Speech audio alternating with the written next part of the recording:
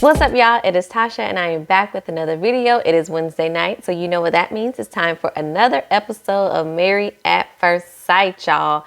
Let's get into this episode. I took a lot of notes because we got a little bit to talk about. Last week was boring, but this week kind of started revving things back up just a little bit for us. Before we jump into the video, do not forget to hit like, comment, and that subscribe button if you are not already subscribed to the channel.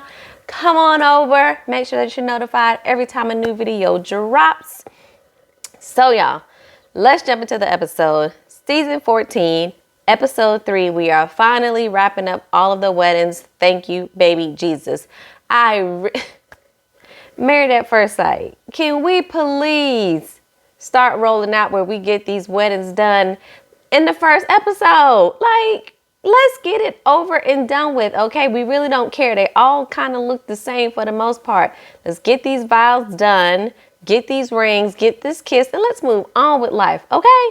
God, it shouldn't take 3 episodes just to get through 5 weddings. This is ridiculous. Anyway, first up tonight is Noi and Steve getting married. Noi is super nervous and she turns the corner, then she immediately smiles, and I'm pretty sure she's like, thank goodness he's good looking. So everything else, you know, I can deal with it. I can try to make it work, but at least he's good looking. Noi's family shares that she has an alter ego named Noisy, and Noisy likes to wear wigs and dance. They say that family and culture are very important to her and that she is a hopeless romantic. Steve shares that he's part of a big family. He has 9 nieces and nephews, so she likes children, and he likes to pick up and go travel. So be prepared to go, you know, at any given moment in time. And I'm like, yeah, be prepared to go to the shelter because Steve ain't got no job. When we gonna get to that? We'll keep the review going, okay? They share the vows they have written, which will, of course, probably turn into lies by the end of it. They exchange rings, they kiss, they become husband and wife. They toast to each other and say they feel a lot less nervous now that they have met each other. She says, oh, he's so sweet and he's funny, but you don't know yet that he ain't got no job. But don't worry, that little piece of information is coming at you real soon. It is now wedding day for the mostly forgettable couple, Alyssa and Chris. We already know she ain't going to be attracted to him. This will be Doug and Jamie 2.0 from season 1. And this gonna sound mean, y'all, but I'm gonna go ahead and say it because I know one of y'all out there thinking the same thing that I'm thinking about Chris. I'm getting real rat vibes from Chris, around something around the nose, the mouth, the teeth area is giving me real rat-like. Like I'm looking at him and it's looking real Master Splinter-like. That sounds bad, but it is my truth, y'all. Don't judge me. It is my truth. It is my truth with him, and that's how I know she ain't gonna like him, okay? But here comes Pastor Cal. You know, Pastor Cal is like, we matched these two because they're both direct. They have honest communication. They're seeking to get a deeper connection. And I think that Chris can really give Alyssa the security she needs, and she can really, if she can thrive as a wife, and then she can really be the fun and spunk that he kind of needs in his life to even him out. And I'm like, can y'all stop matching these couples on this BS? You're serious. She's fun. Let's put y'all together. Hope things work. You like black. He likes white. Put them together. They'll make it work. That's not how any of this works. And why haven't any of these previous seasons with all these failed couples shown us that that is not how this works? Anyway, this is just for our entertainment. This is really not to find people they're happily ever after. So let's move along. She says that she's going to be, you know, real realistic with her expectations. And she's really going into this hoping that she finds her forever husband. She says physical attraction and personality is very important for her. I'm like, girl, we'll be ready to be a little disappointed, you know, in 5, 4, 3, 2, 1. We did see that Chris actually gives her a gift, which I don't think we've seen yet from this season. And it's like we see something kind of wrapped up and then there's a little letter attached. So her friend starts to read this letter. But baby, let me say, the friend that read the letter with the little off the shoulder dress, the nose ring, and that ponytail, she was giving me everything I needed to give in that whole ensemble, okay? But anyway, she reads this nice little letter. Alyssa starts to dab her eyes and cry because she just can't hold back the tears. But we never actually see the gift, if he gave her an actual gift and not just a letter. Like, what was it? She puts on her little ugly gold boots and she is ready to walk down the aisle and says she'll be doing it alone because her dad can't walk far because of the numerous back surgeries that he has had. We then see her friend, who thinks she's an honorary Kardashian member, give her a little pep talk, and Alyssa has to tell us again that she really hopes she finds him attractive when she walks down the aisle. I hope he has good smile and teeth are important to me. She just keeps saying this. And again, like I mentioned at the end of the video last week, shady production. Every time she says this, they zoom in on his mouth and him smile. That is so rude and shady production. This is still real life people, and chat, that was not necessary. That was not necessary.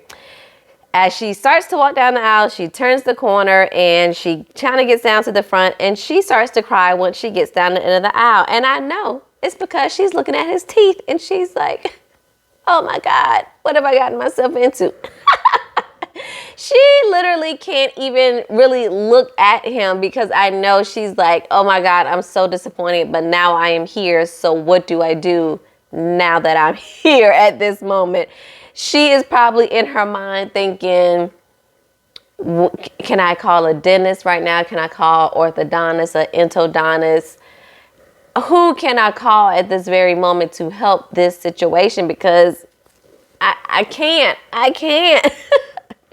She says she's nervous, as her friend stated in the little information that was shared. You know, her face really tells if something is going wrong that her friends say, and if he is paying attention to what is being said and paying attention to her face in this very moment, he can already put two and two together and know something ain't right. She ain't all the way happy. But I digress. Chris is just so head over heels that he got a pretty girl. He ain't picking up the context clues that's being laid down right in front of his face at this very moment. So his family and friends say he's very driven, a workaholic, and he wants someone he can share his life successes with. And again, I'm just thinking if this girl can run in the opposite direction right now, she probably would at this very moment. But he shares his vows, and they are heartfelt. But again, y'all, all I see in her eyes as she's looking at him is she's like, does he need Invisalign or does he need braces? Or what can I do and what's going to be the fastest end result to get me there? Like, it just looks like all these things are going on in her head at this very moment of how can I fix this? Because if I can't fix it, this ain't going to work, honey. This just ain't happening. She then reads her vows to him, and child, she reads her vows as if she is just reading an article out of Cosmopolitan for that month. She gives it really no emotion, no sentiment behind it. She's just reading like she's literally reading words off of a paper. The officiant then announces them husband and wife. He asks if it's okay to kiss her. She surprisingly says yes, because I thought she was going to say no. And she kisses him, and the Kardashian lookalike friend is just over there clapping and yay! And I know she's only doing all that because she like, I ain't married yet, but whoever I get married to gonna look better than Alyssa's husband, and I'm gonna have one up on her, because they seem like those type of friends that while we like each other, I'm still gonna always try to one up you any chance I get. Do y'all get that vibe? I get that vibe from their group of friends. But anyway, I do wonder if she told the experts that, you know, teeth and a smile and all that is a deal breaker for her, because it seems like a big deal, but I don't know if the experts knew that and ignored it as they usually do, or if she just kind of thought that was going to be a given, and it ends up being a very important factor in the person that they selected as being her husband. Anyway, they pop champagne and talk about their life, and she tells them, you know, what she does for a living and also that she rescues dogs. He tells her that he plays disc golf, and of course she has no clue what that is. And I'm like, girl, the rest of America don't know what disc golf is either. But I don't think he has to worry about her joining him in the woods to throw around this frisbee, okay? All 5 couples have now been officially married. And then if we swing back around to Katina and Olajuwon, they are taking pictures, and they do look super cute together. But you can't just look cute. You got to actually be a good couple that's a good match for each other. He says he feels like a new man child and all his sins have been forgiven. I said, Elijah, did you get married? Did you take communion? Or did you get baptized? Like, what is happening here? Because all you did was get married and now all of a sudden you feel like your sins have been forgiven, sir. Okay, Chris and Alyssa, they're in the street taking their pictures and they don't look as comfortable as Katina and Elijah did taking theirs. As the photographer is trying to get them to, pose together, she's like kind of just, lay on his shoulder, and Alyssa's like, no, because I wouldn't do that. So she's kind of really giving the photographer a hard time about some of the poses that they are suggesting, because she's like, I'm not really touchy-feely like that, so some of these things I just, I wouldn't just naturally do. And I'm like, Alyssa, girl, if he was fine, you would have no problem at all leaning on that chest and leaning in and feeling on it. You would have no problems at all, Miss Ma'am. So let's not do that.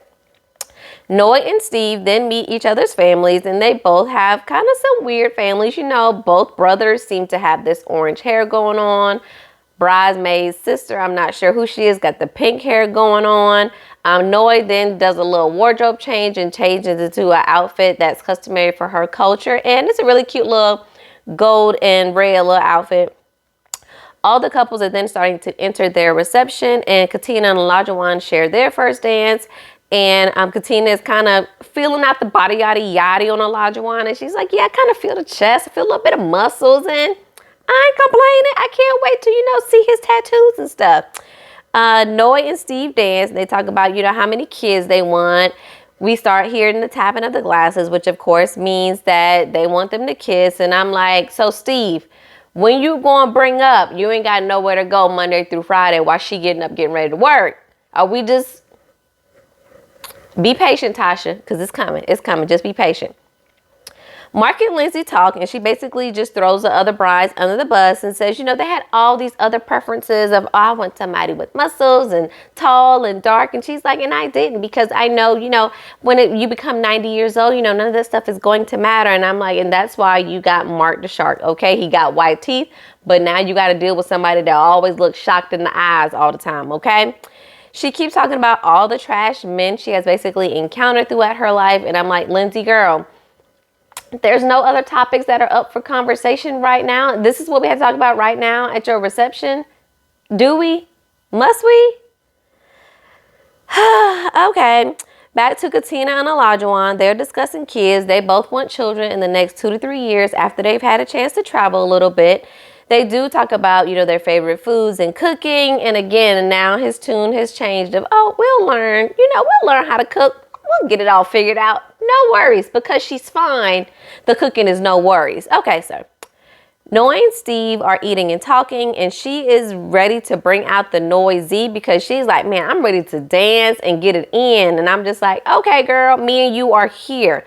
But she finally asks him what he does for a living. Steve starts going in on what he used to do, past tense.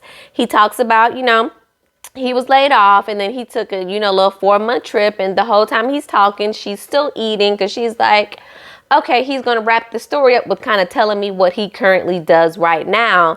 And that part of the story never comes. And she's like, so... I guess he's kind of like, in between, but, it sounds temporary, so I'm not really worried. And I'm like, okay, girl, okay. Wouldn't be me, but okay.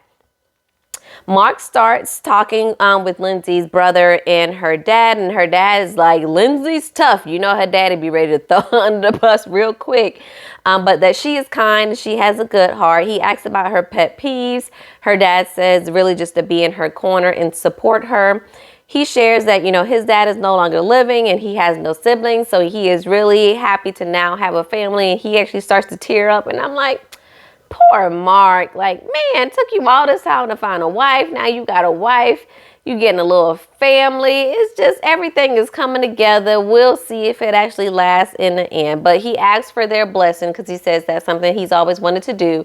And her brother and father both give their blessing for them to get married, which is good because they already married anyway. Alyssa and Chris sit down to eat, and Chris is really excited to finally, have his wife, because he knows he would not get anybody that looks like Alyssa other than going on Married at First Sight. He says, that this could be the most amazing love story. And I'm like, I doubt your wife feels the same. All the guests start tapping their glasses, and she is not kissing him again. She's like, I did the first one to be nice. This one ain't happening, okay? But she says, I'm not going to fall for peer pressure. Again, if this man was fine, Alyssa, you would have no problem kissing him. I'm not falling for it, y'all. She then says, oh, it's been such a super long day, and it's been a high stress situation, and I just really need time to process everything, and put all the pieces together. But right now, she don't know if it's meant to be. Which is code for he ain't cute, I don't like his teeth, and I ain't gonna stay married with him after this experiment is over. Y'all know that's what it's saying in the end. He says he doesn't know if he is her type, but he hopes so. And I'm like, sorry to break it to you, Chris. You ain't it, sir. You ain't it. Back over to Jasmina and Michael. They now have to deal with the tapping of the glasses and want them to kiss. And I am so sick of, at every reception, this always happens. And if I'm being honest, I had never even heard of this until I started watching Married at First Sight, that tapping on the glasses means they want you to kiss when you're at a reception. And now it's like, I think they tell the attendees of the weddings now to always tap your glass so that we can get them to kiss over and over again. Anyway, they talk about their schedules as they're sitting there talking, and Michael basically seems to express that he has really long work days. I can't remember what he does, but he's like, yeah, I'm up at like 4:30. I get home at like 7 o'clock. I'm like, sir, you can't just be gone from home all day, Monday through Friday, and it says you might have a little bit of stuff to do on the weekends. Excuse me? It don't sound like you got time to have a wife, sir. Because we understand work is work, but you still got to have time with your wife. And working 12 plus hour days, Monday through Friday. Child.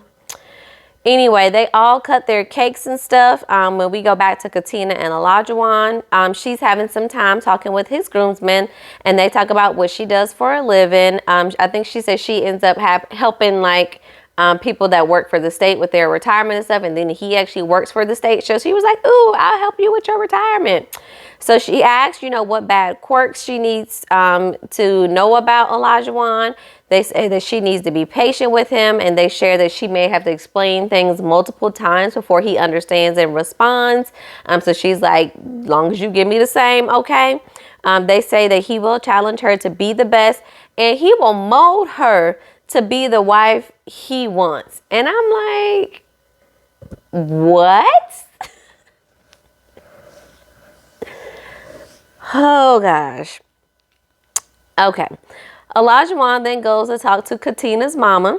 And he says, he comes with an open heart. He, is open to communication. He has a little bit of ADHD, but he's taking medication for it. And then they just go into all these little squares and scenes of he just keeps talking and talking and talking and talking. And I'm like, Olajuwon, read the room, sir. Like, you doing too much. You doing the same thing you did with her after y'all got married. Like, step back. Calm down. We don't have to know your life story tonight. We got time to talk about it. And we don't even know if you're going to stick around after the 8 weeks. So maybe I don't need or want to know everything about you right now, sir. Oh, my God. But he then ends up telling her mom that he gets easily distracted, and her mama points, and her mama's like, hey, look over there. And he looks away, and she's like, is that a bunny or a rabbit or something? She says, and he's still looking. And as he's looking, mama picks up her wine glass, and she's like, I'm using this as my opportunity to get out of Dodge because I'm sick of hearing this man talk. When I tell y'all I hollered at her mama doing that, I hollered, okay?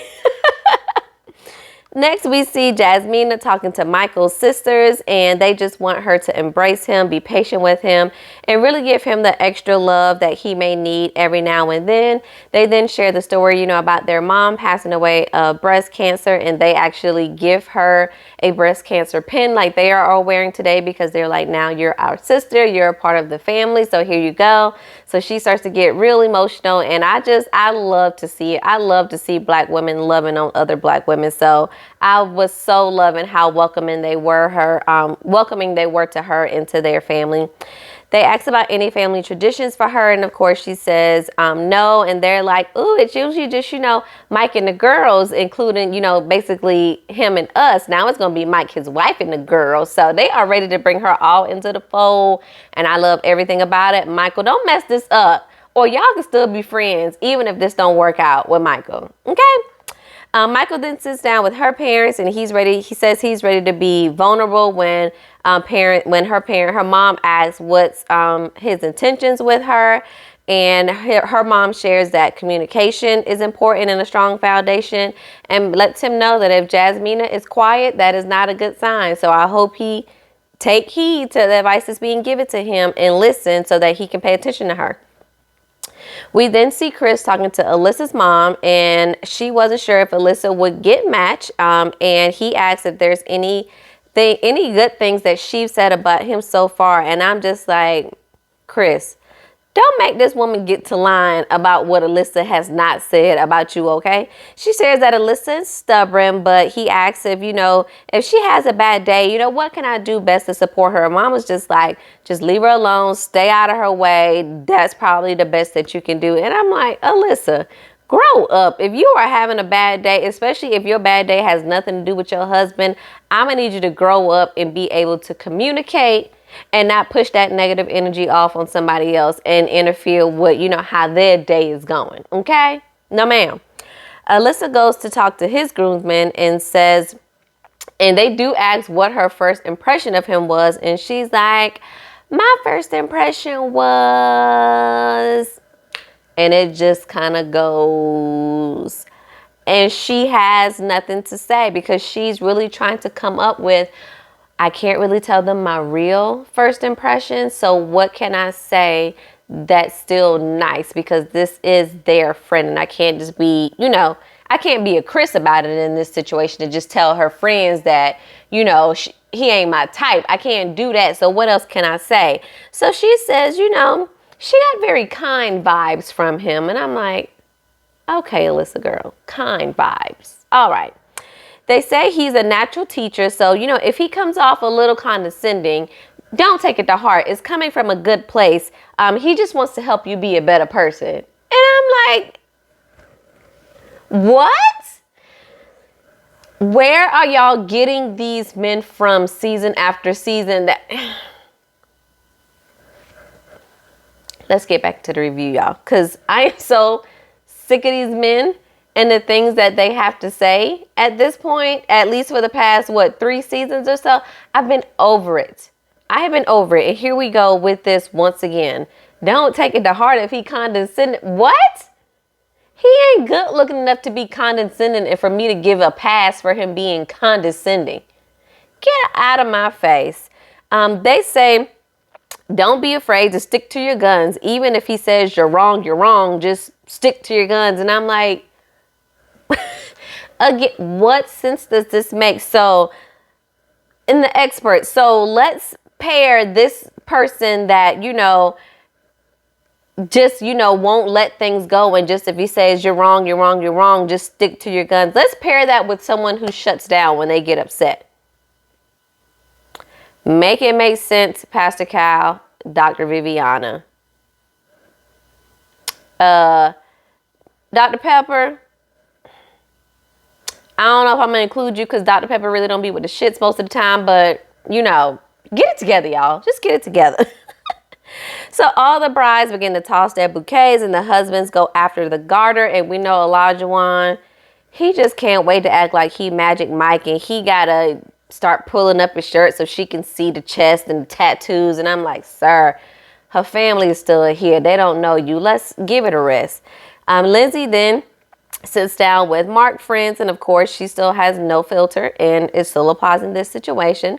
Alyssa's friends then talk with Chris, and they're like, you are so out of her comfort zone, and this is a good thing. And he asks them if she likes him, and they're like, oh yeah, like why wouldn't she like you? Like, oh my God. And I'm like, if y'all don't stop lying to this man, stop it.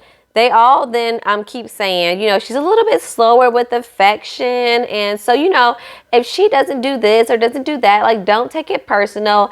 And because y'all know how us ladies do, I feel 100% certain that Alyssa has prepped her friends off camera and was like, y'all know what my type is. If this guy ain't my type, I'ma say I'm not real touchy-feely. I need y'all to come back on the back end and say I ain't touchy-feely. So then when I'm being a little standoffish and I'm not kind of like showing much emotion and affection towards him, I can circle back around to, I told you I wasn't touchy-feely. My friend said I wasn't touchy-feely. So don't be expecting a whole lot. Nobody can convince me otherwise that conversation did not go down before today. Because ladies, y'all know how we do sometimes. I know for sure that conversation went on so that she can, again, have an excuse for when she ain't getting close to him. It's not because I'm not attracted to you. It's because I'm not touchy-feely and it takes me a little while to warm up. All right, girl. Steve talks to Noi's brother, and basically, y'all, Noi's brother is like, y'all married, so y'all can get down and do whatever, because Steve is like, no, I'm just going to get to know her, take things slow. And the brother is like, but y'all married, so get it popping if you want to. Y'all get out your sister's business, okay? Katina then sits down with her bridesmaids, and they have basically checked out her husband's body too, and they like, girl, his last name Dickerson. His last name is Dickerson. What we doing? Speaking of Dickerson, girl, y'all don't cut it out. And Katina's like, no, we are not doing that. We gonna wait like a month. And I'm like, okay, girl, we'll see. And then here comes Olajuwon on the other side. And he telling his boys like, man, you see her, I'm down for whatever. When just 2 episodes ago, nah, you've done all that. You've had all the sex. You've been out there in these streets being Isaac, and you really ready. You got time to have sex. We got the rest of our life. Now today is, she ain't got to cook. She ain't got to clean. You Cardi being it up in here now. He like, we can get it popping. She give me the green light. We hitting the gas and we are going up out of here, okay? And then her friends basically just continue to take me out because they up and saying, oh, he gonna be putting his face in. And I'm like, can we not? Y'all, can we not? Can we not? All the couples start to head out and leave their receptions. And I swear if I have to hear Chris say Alyssa is beautiful one more time, I just might scream. We all know, Chris, she is a catch for you, and you just cannot still believe your eyes that this is your wife. We get it. They all head to their hotel rooms, and all the husbands pick up their wives, and we see them, pick them up and take them over the threshold, per se, of the hotel, and we see all the couples except for Alyssa and Chris. Wonder why. Steve and Noi get undressed and get ready for bed, and I'm like, so we gonna do this whole situation and not taking showers? Is that what we doing again this season? Okay, guys. Okay. Lindsay and Mark do the same. And Lindsay let us know, once I get comfortable, I'll go back to being nude. But for now, he has to deal with the PJs. All right, Lindsay girl. Jasmina and Michael prepare for bed as well. And she says, she's excited to wake up next to someone tomorrow morning. She really hopes he's a color because she likes to cuddle. And like a true black girl, she wraps that hair up because she knows I just can't lay on this pillow in this hair and it makes my hair all dry and frizzy and just out of place in the morning. I still got to be cute tomorrow for my husband, okay? Wrap this hair up. Y'all can get this hair scarf today on Married at First Sight, okay? Katina and Olajuwon get ready for bed, and he gets down to his boxers. And child, maybe I'm being petty, but did y'all see the marks on his boxers? It's like on the side, look like they've been maybe a little splash of bleach hit it or a little marker hit it. So I was like, Olajuwon, you really gonna be up on national TV and your wedding night, and you didn't pull a fresh fresh pair of boxers out of the pack?